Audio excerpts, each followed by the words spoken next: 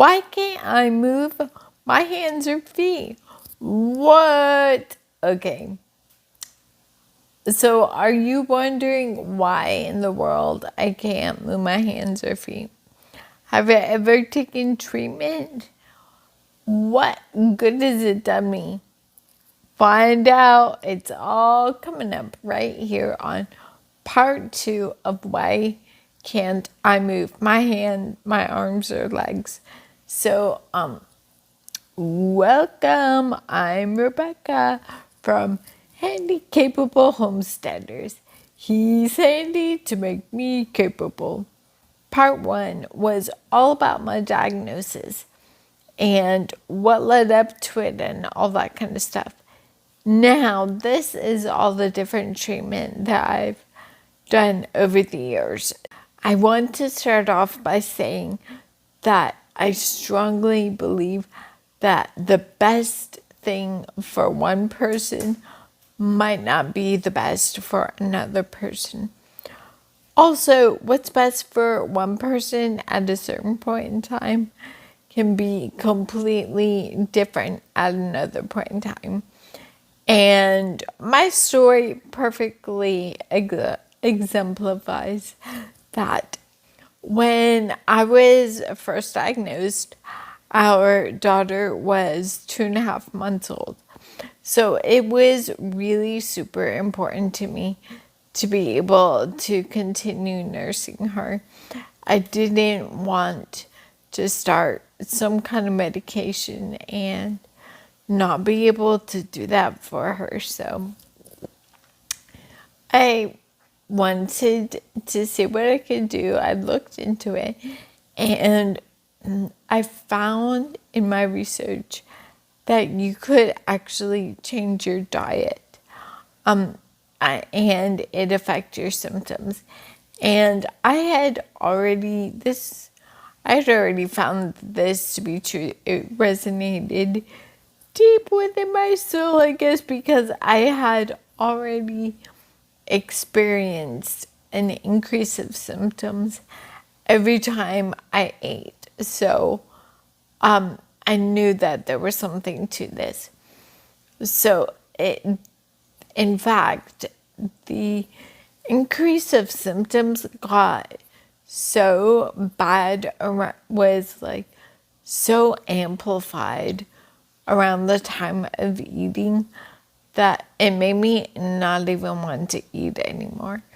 So I knew that there was something to this whole like diet change thing. So I started on something called the MS recovery diet, and it was no dairy, gluten, eggs, yeast, legumes, sugar, and I also found that it wasn't good for me to eat corn as well. And soy. No soy either. And I noticed a direct correlation of these foods to my symptoms. So, for example, every time I ate dairy, I had this horrible fatigue. If I ate soy, I could tell within 30 seconds if I had eaten soy, because I would get like this. My face would become all numb and tingly, and I would also get these flu-like symptoms. And sometimes the symptoms would hang around for a really long time. So, for example, I remember one time I had organic Swiss water processed decaffeinated coffee. If you're not familiar with it, coffee, when it's decaffeinated, goes through some kind of chemical process. But when it goes through a Swiss water process to decaffeinate, it does this whole decaffeination without chemicals, so it's better. So I was really sensitive to caffeine and all kinds of chemicals. So all of the food I had to eat, that I ate, had to be organic, which is really good, by the way. I love eating organic food. I feel the best when I eat it. But this was like I had to, and I had to know how all of the food was prepared and what was in it. So it felt like I was captive. I was like a prisoner. I remember one time even crying out to God. I was like, oh my goodness, Lord, can I please just be normal? Like I couldn't eat anything. I had also developed these chemical sensitivities where I couldn't go into stores because they had fragrance in it, or if I walked by somebody with perfume or who knows what, like I would be a mess. So I'm sorry, I started telling you about the coffee. Okay, so the coffee example, one time I had a cup of organic Swiss water processed decaffeinated coffee with coconut creamer. So it wasn't dairy, there's nothing in it. And I paid for it for 2 months. So it was really, I really didn't want to cheat ever. People would be like, how could you eat like that? Well, I had like a lot of motivation not to mess with that because I would pay for it big time if I did. I mentioned the chemical sensitivities. I remember one time I was driving our truck and it was a nice day, so I had the windows open. And I drove by this, I don't know, 20, 30-foot patch of grass that was being treated, I guess, with Roundup or something. And so I drove by it like half a second, maybe 1 second, and I got really sick for 2 weeks, like flu-like symptoms or weakness, extra weakness. My muscles were achy, that kind of thing. So I was just hypersensitive to everything in life. Doing this diet made sense. So anyways, I did that for a while, and actually I ended up following this diet for about, I don't know, maybe 10 years or something like that, because it was, no matter what else I did, this was one thing that I knew was making a difference, whether or not, oh, I shouldn't even really say whether or not I could feel it, because I did. I always felt what was going on. After a few months of this, as our daughter grew older, and it became very apparent that I needed to follow more than just diet. So something I should tell you is that was super important for me every single step of the way of what to do every time we were faced with a decision. I earnestly prayed about what to do. Both Phil and we prayed, and the some of the choices that we ended up making, we would have never made if it wasn't for God leading and directing the way. And so for us, I don't know if you pray or not, but for us, that was super important. And God gave us peace each step of the way. After the MS recovery diet, after I started that, I continued, but I needed to add something more to it.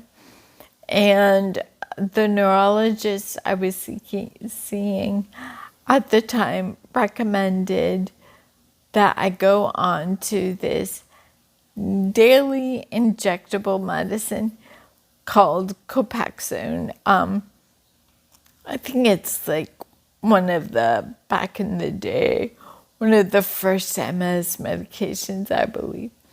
But it seemed to be it was a good place for, a good choice for us at the time. So anyhow, the way this works is the medicine goes into a needle and you stick it under your skin. It's subcutaneous, meaning it doesn't have to go down into your muscle or anything. It's just under your skin.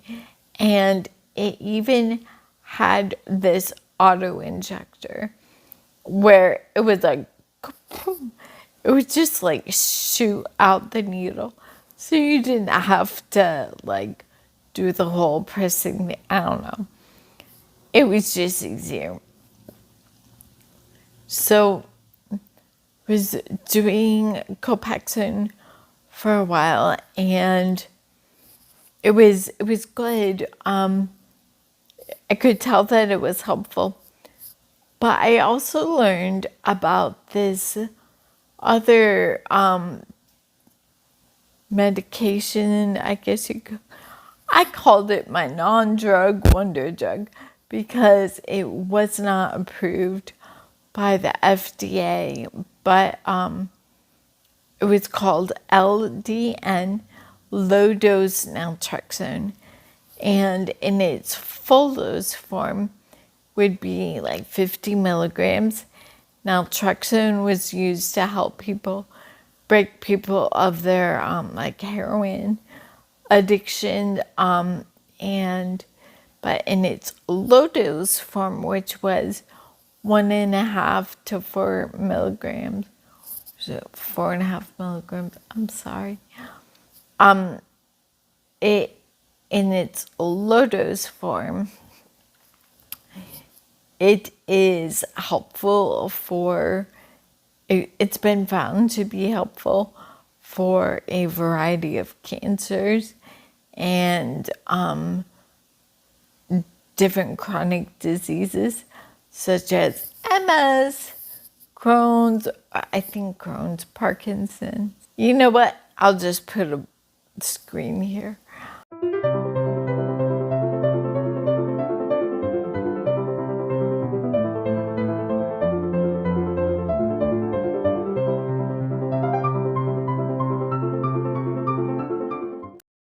I thought, okay, I'm going to give this a try. My family doctor is the one who told me about it first, which is very odd since it's not approved by the FDA, but I had a really great family doctor and he was friends with my neurologist, so they worked together to give me a prescription and try it out. And as you can tell, it was amazing. I called it my non-drug wonder drug because right when I started taking it a few days later, I think I started taking it maybe like a Tuesday or Wednesday, and that Saturday we started to build a pergola in our backyard, and I literally was moving a literal ton of stone. Oh yes, all at once. Just kidding, just wheelbarrow by wheelbarrow. But I was able to do it, and I felt strong and amazing. So adding LDN was like incredible. And during that time, I felt so good that I hardly had any symptoms at all.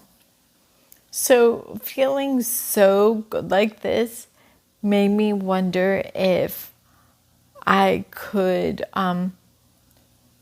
go off Copaxone. Like, was it even doing anything for me?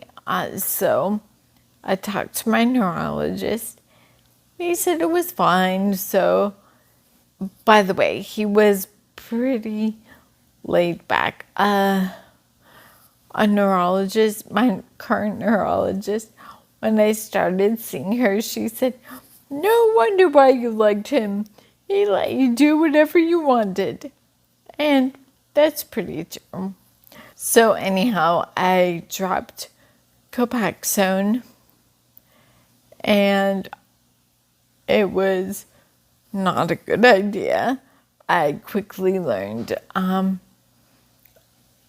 6 months later, I went back on it, but I probably didn't even need to wait that long. But I wanted to give it a legitimate try.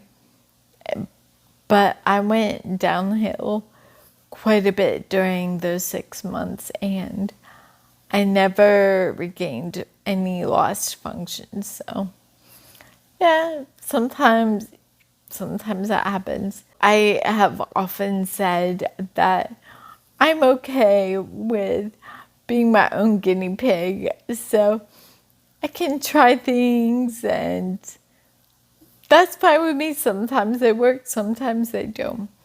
That time it didn't. I went back on Copaxone, so now I'm doing the MS recovery diet, Copaxone, and LDN.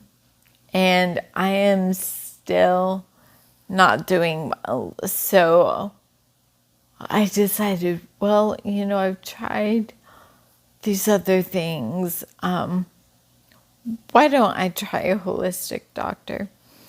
So I did, and I went to her for, I think, about 5 years. And it was like a really amazing experience. She helped treat a lot of different underlying conditions. During a couple times, I forgot to mention this, but a couple times when my symptoms grew really bad, I had taken IV Medrol, which is steroids, and it just kind of like gives you a boost to try and help reduce that inflammation that has caused the relapse or flare. And she saw that I had, I don't know, some kind of sensitivity or something. Not good with steroids, so she was able to clean that from my system, and so many other things too. But when I first started seeing her, I said to her, all right, I'm taking Copaxone right now. Please don't tell me to get off of it, because I'm not willing to do that. I did it before and it was a terrible idea, and I did so much worse. So don't tell me to go off Copaxone. I'm not willing to do that right now. And she said, okay. So about 2 years after seeing her, it might have been a year. I should know this. Anyway, sometime after seeing her for some time, I actually started to notice that I felt better without Copaxone as opposed to with it. Like whatever treatments I have been going through helped my body to function better without it. And how did I know that? Because I wasn't always good at remembering to take my Copaxone every single day. Think like, how could you forget to take it? Well, sometimes life just happens and you forget. So, and I noticed that on the days that I forgot to take it, I actually felt better. So I ended up going off of it again. But this time I felt a lot better about going off of it because when I went off it before, there wasn't any continual follow-up or monitoring. It was like I saw my neurologist at one appointment, went off of it, and 6 months later went back to see him and went back on it again. This time I saw her every 6 weeks, and so she was constantly monitoring me so we could see how I was doing. And I felt a lot more confident that I was, being watched, being taken care of really well. And that was a good choice for me at that time. So if you've ever been to a holistic doctor, you would know that you end up taking lots of different vitamins and supplements, which are really great. I was up to taking 32 pills a day plus drops, whatever I was taking for that. So I was taking a lot of stuff. Around this time, I needed a new neurologist. And when I saw this neurologist, by the way, she is, by this point in time, I'd been holistic for 5 years. When she learned how much stuff I was taking, she's like, what? Understandably so, but I had felt good about doing it. When I spoke with my new neurologist, she suggested going on a new medication, and it was pretty new at that time. People will say this isn't how you're supposed to describe it, but I will say that essentially it was like a half-dose chemotherapy type thing.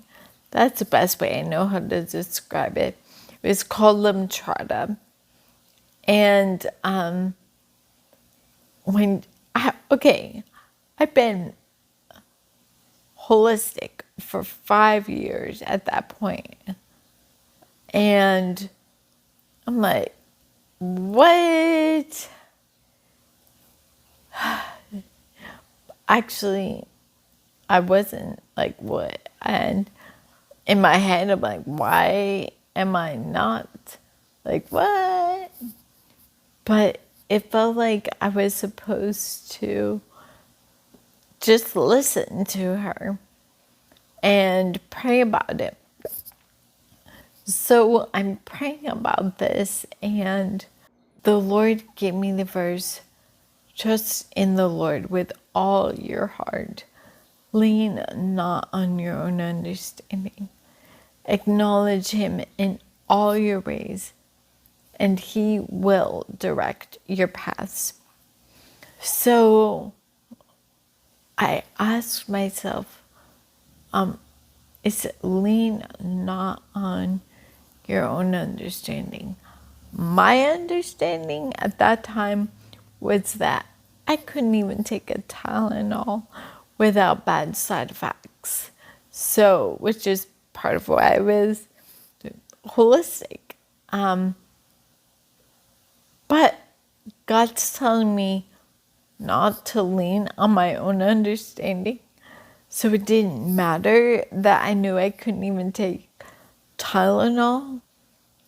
So I asked myself, and every part of that verse, trust in the Lord with all your heart. Lean not on your own understanding. Acknowledge him in all your ways, and he will direct your paths. I asked, am I acknowledging him in all my ways? Or is there something that I'm holding back? He will direct my paths. He will. So if I trust in him with all my heart, I lean not on my own understanding. Acknowledge him in all my ways. He will direct my paths. I want that. So just as I prayed about this, I really felt directed by the Lord. And when I say I really mean we, because everything is also Phil. He is, says when you get married, to become one, right? And that is true. So he was in this with me too. So I decided to go for it. And I say go for it as like, oh, that sounds so like just gonna give it a try.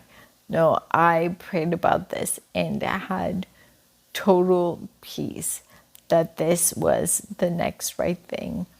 And that's all we're supposed to do, right? The next right thing. Psalms 119:105 says, thy word is a lamp unto my feet and a light unto my path. And God doesn't show us the whole path all at once. It's only as far as the lamp shines. And it was the next right thing to do. And I experienced benefits with every round. So the way Lemtrada works is that it's an infusion for up 6 to 8 hours a day. In the first year, 5 days of infusion for 6 to 8 hours a day. The second year, then you go back 1 year later and you do the same thing, but it's only for 3 days.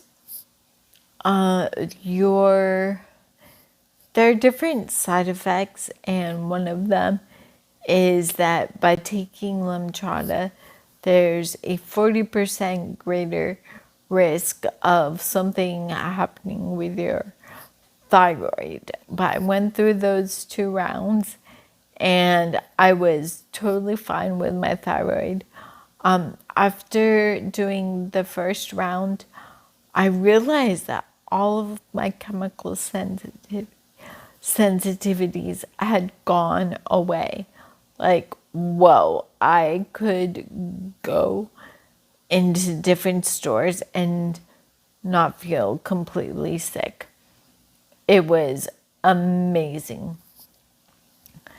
After round 2, no joke, my food sensitivities went away.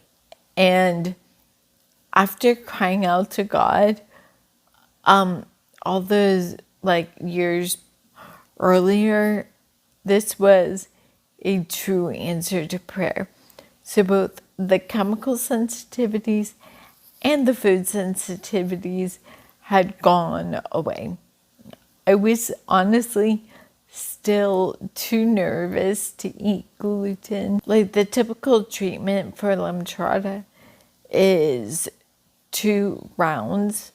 But I went into this MS freefall.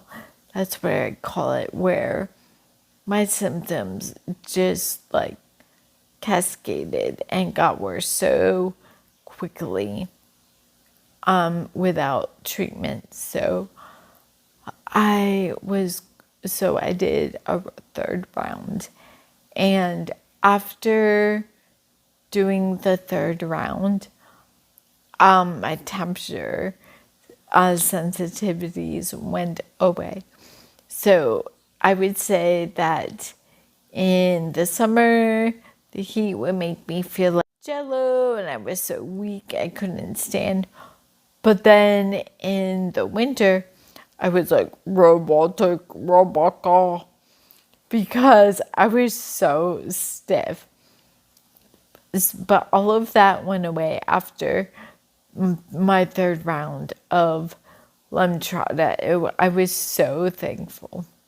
I finished round 3 in May.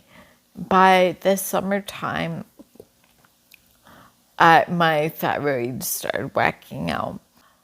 After round 3 of Lemtrada, God put it on my heart a few months later at the end of the summer to do HSCT, which is called hematopoietic stem cell transplant.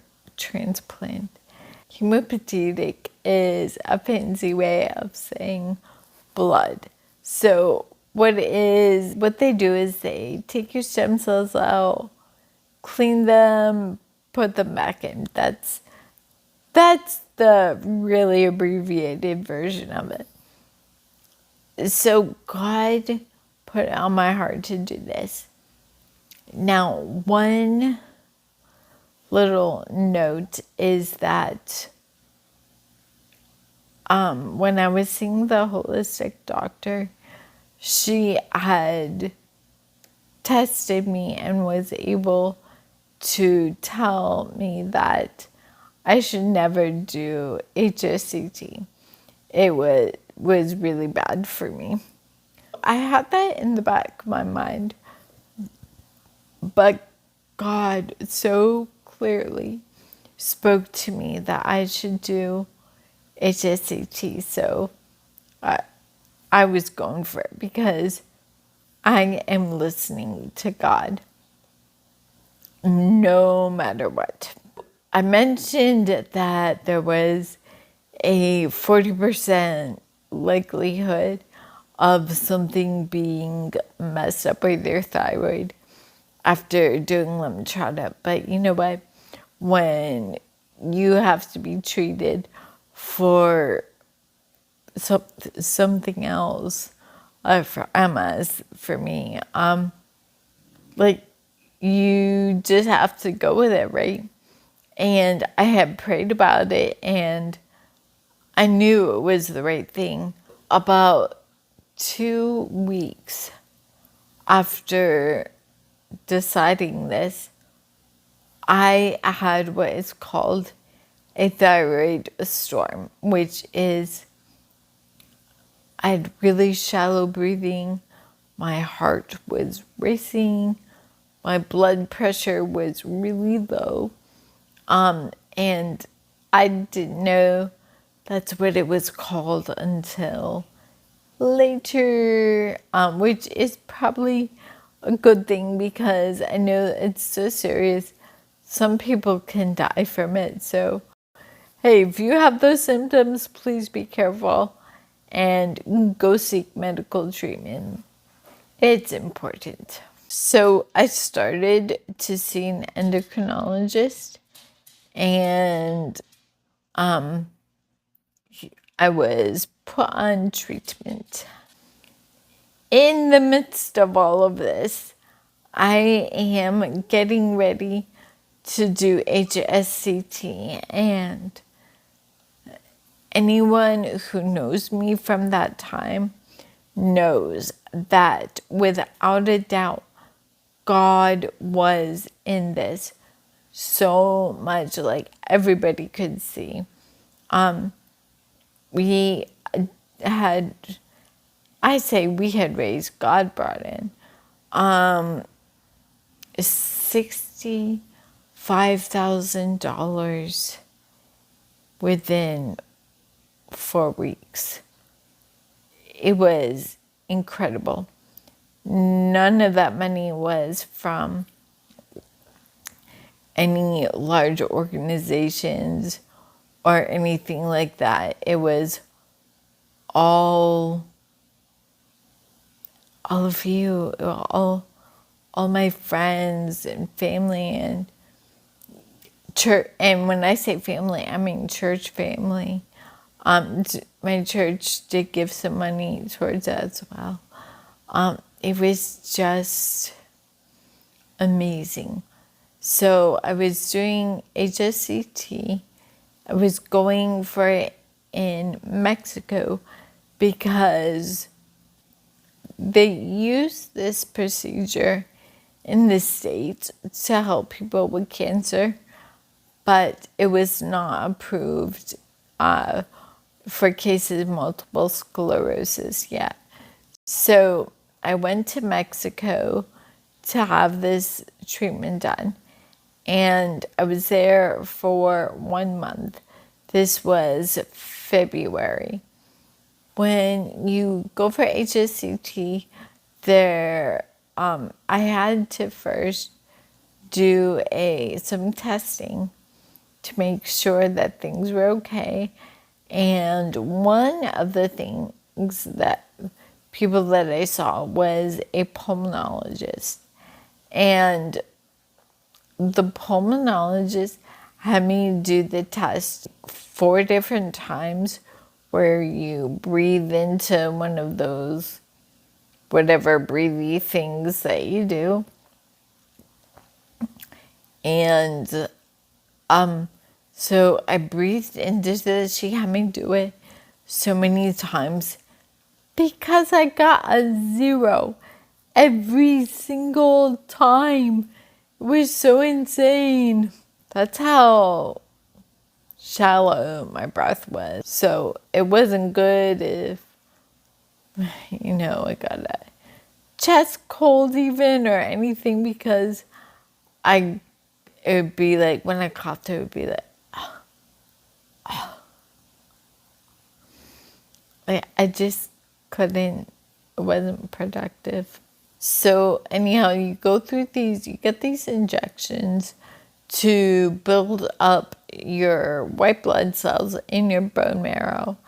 And you do that. And then you also go through chemotherapy. There are 2 rounds of chemotherapy to kill off, some bad blood cells. You know what? I'm probably not even explaining this all correctly. So if you're interested in it, please look up the info to get the real good stuff.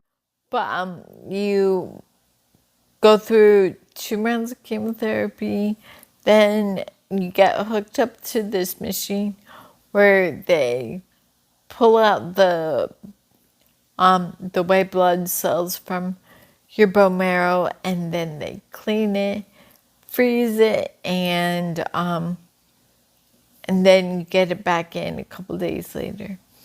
And there was a 3rd round of chemotherapy in there somewhere too. So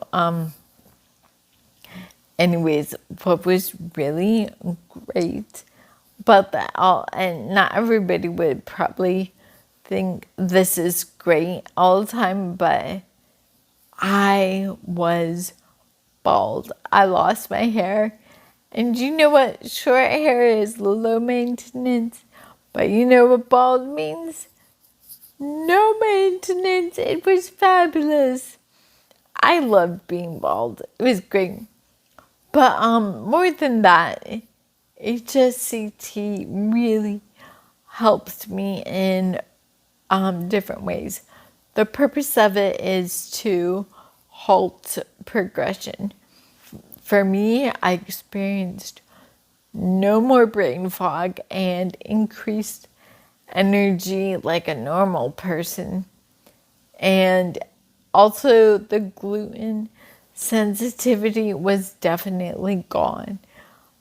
So it was absolutely incredible. I am so thankful. And the only reason why I could do HSCT was because I first obeyed God in doing Lemtrada. And I know that Lemtrada prepared my body to receive HSCT. So that was a lot, but that's what I went through for my treatment over the years. And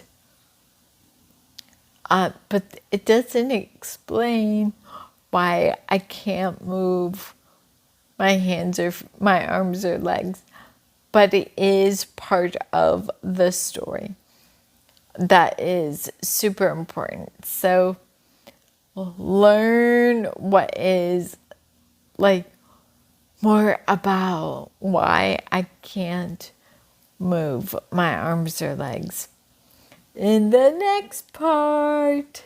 So I thank you so much for watching. What kind of questions do you have? Do you know anyone with MS or anyone who has gone through similar kind of treatments? Anyways, please let me know in the comments down below, and we would love your help by to reach other people by doing that, liking, commenting, sharing, all that kind of stuff, that subscribing, all the things. It helps us to reach other people. We really want to help other people, their story. Anyways, I hope that you have the most wonderful day. Bye-bye.